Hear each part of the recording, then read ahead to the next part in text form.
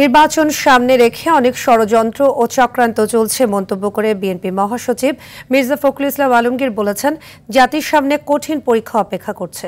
ডিআরইউতে এক স্মরণ সভায় এমন মন্তব্য করে ফখরুল বলেন, নির্বাচন বিলম্বিত করতে পিআর পদ্ধতির জন্য আন্দোলন করছে একটি রাজনৈতিক দল।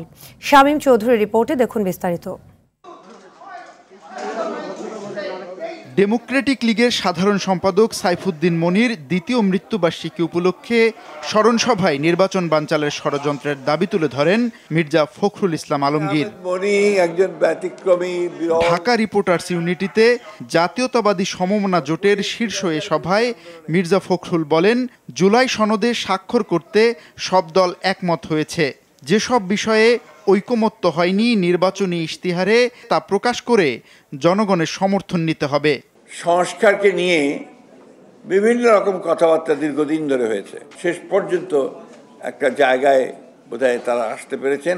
যে বিষয়গুলো একমত হওয়া যায়নি সেগুলো নিয়ে রাজনৈতিক দলগুলো জনগণের সামনে তারা নির্বাচনের সময় ম্যানিফেস্টো আকারে যাবেন এবং জনগণের কাছ থেকে সেটার যে তাদের মতামত ম্যান্ডেট সেটা আদায় করার চেষ্টা করবেন। ইউটিউব, ফেসবুকে বিএনপি নিয়ে অপপ্রচার করার অভিযোগ করেন বিএনপি মহাসচিব। বলেন, কিছু মানুষ ৭১-এর গৌরব উজ্জ্বল ইতিহাস ভুলিয়ে দিতে চায়।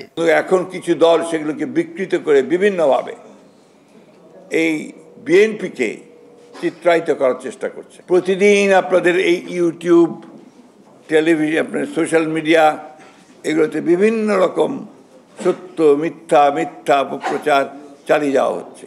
পিআর পদ্ধতির নামে কিছু চাপিয়ে দেয়া এদেশের মানুষ মানবে না, এমন হুঁশিয়ারি দিয়েছেন মির্জা ফখরুল।